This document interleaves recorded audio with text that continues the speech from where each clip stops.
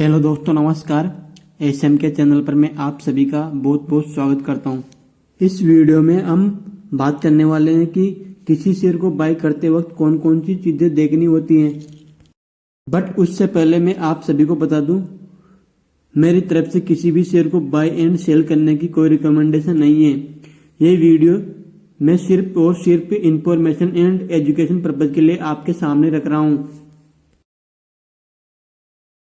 इस वीडियो में हम सिर्फ लॉन्ग टर्म इन्वेस्टमेंट के बारे में बात करेंगे।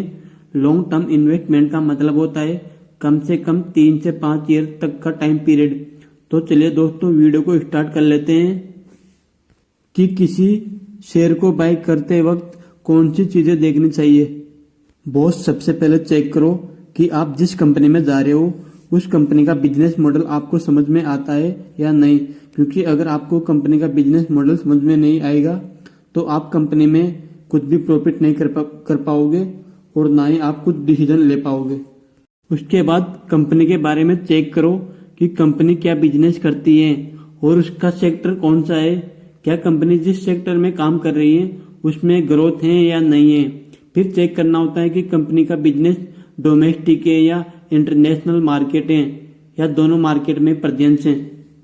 कुल मिला के जिस कंपनी का बिजनेस डाइवर्सिफिकेशन होगा उस कंपनी के ऊपर रिस्क कम होगा। क्योंकि अगर कंपनी के डोमेस्टिक या इंटरनेशनल मार्केट में से किसी एक मार्केट के ऊपर अगर कोई इफेक्ट आ जाए तो कंपनी अपने बिजनेस को मेंटेन कर सकती है।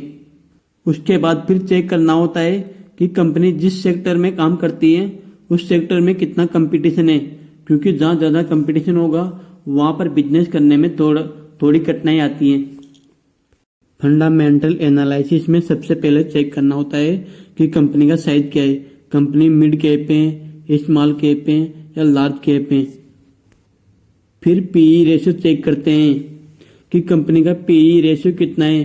कंपनी का पीई रेशियो जितना कम वो उतना ही अच्छा होता है कंपनी के लिए। पीई रेशियो का मतलब होता है कि 1 रुपया कमाने के लिए अपन को कितना रुपया देना होता है। इसको मैं एग्जांपल से समझाता हूँ। अगर किसी कंपनी का पी रेशियो 50 है तो बॉस अपन को उस कंपनी में 1 रुपया कमाने के लिए 50 रुपये खर्च करने होंगे। पी रेशियो का मतलब होता है प्राइस टू अर्निंग रेशियो। फिर कंपनी का आरओई चेक करते हैं कि कंपनी का आरओई कितना है। आमतौर पर 15 के आसपास का आरओई अच्छा माना जाता है। आरओई का मतलब होता है रिटर्न ऑन इक्विटी। उसके बाद कंपनी की बैलेंस शीट के बारे में चेक करते हैं। बैलेंस शीट में चेक करना होता है कि कंपनी के पास कितना रिजर्व पड़ा हुआ है और क्या वो सालाना ग्रो कर रहा है या नहीं। रिजर्व मीन्स होता है कि कंपनी के पास पैसा कितना रिजर्व में पड़ा हुआ है जो फ्यूचर में कंपनी की ग्रोथ में हेल्प करता है। फिर उसके बाद में चेक करते हैं कि कंपनी के ऊपर कितना कर्जा है। कंपनी के ऊपर जितना कम कर्जा होगा कंपनी के लिए उतना ही अच्छा होगा। फिर कंपनी के टोटल असेट चेक करते हैं। इसके बाद में कंपनी के प्रॉफिट एंड लॉस चेक करते हैं। इसमें कंपनी की सेल्स चेक करनी होती है कि कंपनी की सेल्स ईयर ऑन ईयर और क्वार्टर ऑन क्वार्टर बेसिस पर इंक्रीज कर रही है या नहीं। उसके बाद में देखते हैं कि कंपनी ईयर ऑन ईयर और क्वार्टर ऑन क्वार्टर बेसिस पर नेट प्रॉफिट कर भी रही है या नहीं। फिर कंपनी के क्वार्टरली रिजल्ट को देखना चाहिए कि क्या कंपनी का रेवेन्यू क्वार्टर ऑन क्वार्टर बढ़ रहा है या नहीं। फिर प्रॉफिट भी देखना चाहिए कि कंपनी का profit quarter on quarter basis पर इंक्रीज हो रहा है या नहीं हो रहा है। यह सब चेक करने के बाद में अपन लास्ट में चेक करते हैं कंपनी के शेयर होल्डिंग पैटर्न के बारे में। लेकिन उससे पहले अगर आप सभी को मेरी ये वीडियो पसंद आ रही हो तो प्लीज वीडियो को लाइक एंड चैनल को सब्सक्राइब करना ना भूले और बेल आइकॉन पर ऑल सेलेक्ट करके रखें ताकि मैं जब भी नया वीडियो लेके आऊँ सबसे पहले आपको नोटिफिकेशन मिले। तो चलिए बात कर लेते हैं शेयर होल्डिंग पैटर्न की। जिस कंपनी का पीडीएफ पैटर्न अच्छा होता है वो कंपनी अच्छी मानी जाती है। पीडीएफ का मतलब होता है प्रमोटर, DIIS, FIIS। इनके पास जितनी ज्यादा होल्डिंग होगी वो उतनी अच्छी कंपनी होती है। क्योंकि ये सब ग्रोथ वाली कंपनियों में पैसा लगाते हैं और उस कंपनी के ग्रो करने के चांस बहुत ज्यादा रहते हैं। प्रमोटर होल्डिंग में ये भी चेक कर लेना चाहिए कि कंपनी के प्रमोटर ने अपने कोई शेयर प्लेज तो नहीं रख रखे हैं। प्लेजिंग का मतलब होता है शेयर को गिरवी रखना। लेकिन दोस्तों, शेयर गिरवी रखना कोई पाप नहीं होता है, बट फिर भी आपको उस कंपनी में सावधान रहना चाहिए।